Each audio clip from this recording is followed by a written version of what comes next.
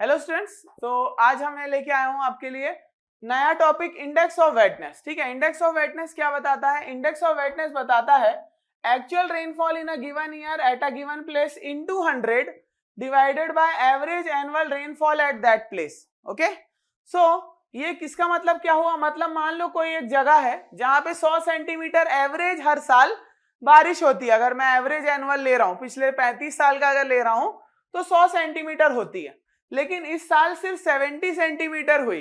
तो इस बार का इंडेक्स ऑफ वेटनेस कितना हो गया? 70%। 70 डिवाइड बाय 100 इंटू 100, तो ये देगा 70%। मतलब ये 70% है अगर इंडेक्स ऑफ वेटनेस। तो ये क्या बता रहा है? ये बता रहा है कि 30% क्या हुई है? रेन की डेफिशिएंसी, रेन कम गिरी है 30%। अगर यही इंडेक्स ऑफ वेटनेस 120% होता मान लो, तो आपको क्या पता चलता कि हाँ 20% ज्यादा बारिश हुई है। ठीक है, 70 की जगह अगर 120 सेंटीमीटर गिरता तो मैं बोलता 20 सेंटीमीटर ज्यादा बारिश हुई है। समझ में आया? अब अगर ये डेफिशिएंसी जो मैंने निकाली थी 30% डेफिशिएंसी, अगर वो 30 से 45 के बीच में होती है तो लार्ज डेफिशिएंसी कहलाती है। अगर ये 45 से 60 के बीच में होती है तो सीरियस डेफिशिएंसी कहलाती है। अगर ये 60 से बड़ी होती है तो डिजास्टर डेफिशिएंसी कहलाती है। ठीक है, अब हम देखते हैं ड्रॉट। ड्रॉट मतलब सूखा। तीन टाइप के सूखे होते हैं। एक सूखा होता है मीटरोलॉजिकल ड्रॉट, मतलब बारिश ही कम हुई है। ठीक है, कितनी कम हुई है? जैसे मीटरोलॉजिकल ड्रॉट कब बोलोगे आप? जब नॉर्मल प्रेसिपिटेशन से, जैसे नॉर्मल प्रेसिपिटेशन था 100 सेंटीमीटर, 100 नॉर्मली गिरता था ना, इस बार 70 गिरा है, मतलब 30% की डेफिशिएंसी है।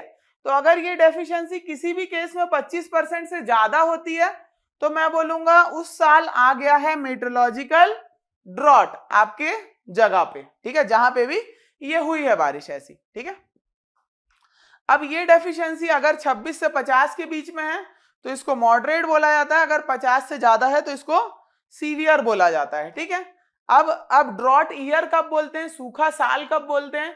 जब किसी कंट्री का 20% से ज्यादा एरिया, क्या बोला? जब किसी कंट्री का 20% से ज्यादा एरिया अफेक्टेड हो जाता है मॉडरेट या सीवियर ड्रॉट से, तो हम उस साल को बोलते हैं ड्रॉट ईयर। क्लियर है?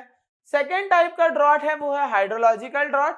जब आपके आसपास के पॉन्ड, लेक, रिवर, इसमें आप हर साल एवरेज फ्लो देखते हो कि भाई यहाँ इस लेवल तक भर आया है, इस बारिश में यहाँ तक भर आया है ना। ऐसे देखते हो ना आप, तालाब इस बार बहुत भर गया है, तालाब से पानी बाहर आ गया है। ठीक है, ज्यादा बारिश हुई है तो तालाब से पानी बाहर आ गया है, कम बारिश हुई है तो तालाब सूख भी जाते हैं। ठीक है, तो जब वो अपने एवरेज फ्लो से कम रहे किसी साल, तो उस साल आप बोलोगे कि हाइड्रोलॉजिकल ड्रॉट आया हुआ है। ठीक है, नेक्स्ट है एग्रीकल्चरल ड्रॉट।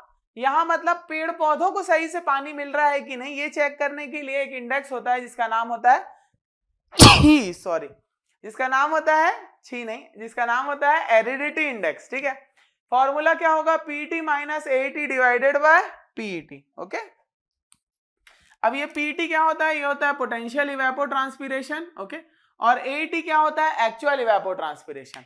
इसको ऐसे समझेंगे, पीटी होती है प्लांट की असली भूख पानी के लिए, एटी वो पानी होता है जो उसको मिलता है एक्चुअली। ठीक है, मतलब ऐसा समझो कि अगर आप एक प्लांट हो, है ना, आपकी भूख है 4 रोटी की, तो आपका पीटी है 4 रोटी। अगर आपको पूरी की पूरी 4 रोटी मिल जाती है, मतलब एक्चुअली में अगर आपको 4 रोटी मिल जाती है तो आपका पेट भर जाएगा, आप अच्छे तरीके से काम करोगे। ठीक है, आप 100% एफिशिएंसी के साथ काम करोगे, आप अच्छी तरह डेवलप होगे। ठीक है, फुल एनर्जी रहेगी। वैसे ही प्लांट के साथ है, अगर उसकी पीटी डिमांड है और एटी भी पीटी के बराबर हो जाए तो यहाँ पे एरिडिटी इंडेक्स 0 आएगा या नेगेटिव आएगा। ठीक है, उस केस में नॉन एराइड जोन रहेगा, मतलब सूखा नहीं पड़ा है। ठीक है, सिमिलरली अगर आपकी 4 रोटी की भूख है, मैं आपको एक ही रोटी दे रहा हूं या 2 रोटी दे रहा हूं, तो आप थोड़ा वीक फील करोगे, है ना। सेम प्लांट के साथ होगा। अगर ये एरिडिटी इंडेक्स 1 से 25 के बीच में रहा, मतलब एटी की वैल्यू पीटी की वैल्यू से कम रही, तो ये माइल्ड अराइड हो जाएगा। अगर ये 26 से 50 हुआ तो ये मॉडरेट अराइड हो जाएगा, और अगर ये 50 से बड़ा हुआ तो ये सीवियर अराइड हो जाएगा। क्लियर है? नेक्स्ट देखते हैं हम मैक्सिमम प्रोबेबल मैक्सिमम प्रेसिपिटेशन। मतलब किसी एक जगह पे मैक्सिमम कितनी बारिश हो सकती है, उसका फॉर्मूला क्या होता है? वहां की मीन प्रेसिपिटेशन प्लस वहां के फ्रीक्वेंसी फैक्टर, मतलब ये आप देखोगे कि वहां पिछली कैसी बारिश हुई है, वहां की क्लाइमेटोलॉजी कैसी, मतलब वहां का क्लाइमेट कैसा है, वहां पे मीटरोलॉजिकल पैरामीटर्स क्या बता रहे हैं, इनटू स्टैंडर्ड डेविएशन, मतलब हर साल कितना डेविएशन आता है बारिश में, उससे आप मैक्सिमम क्या निकाल सकते हो, प्रोबेबल मैक्सिमम प्रेसिपिटेशन। नेक्स्ट है आपका पीएम, ये पीएम क्या बताता है, ये फॉर्मूला मुझे बताता है वर्ल्ड ग्रेटेस्ट प्रेसिपिटेशन, ठीक है, world greatest precipitation, world greatest observed precipitation बोल सकते हो आप, ठीक है। उसका फॉर्मूला क्या होता है 42.16 d टू दी पावर 0.475, ठीक है। इसमें यूनिट कई बार पूछ लेता है, तो पीएम का यूनिट सेंटीमीटर मतलब डेप्थ में दिया होता है, और ये डी का यूनिट हमको आवर में रखना होता है, ये होता है ड्यूरेशन ऑफ रेनफॉल।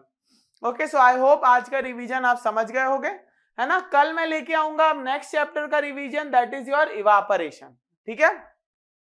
और यार लाइक किया करो, शेयर किया करो अपने फ्रेंड्स के साथ, मैंने इसकी प्लेलिस्ट भी बना रखी है, तो आप डायरेक्ट प्लेलिस्ट भी शेयर कर सकते हो, है ना।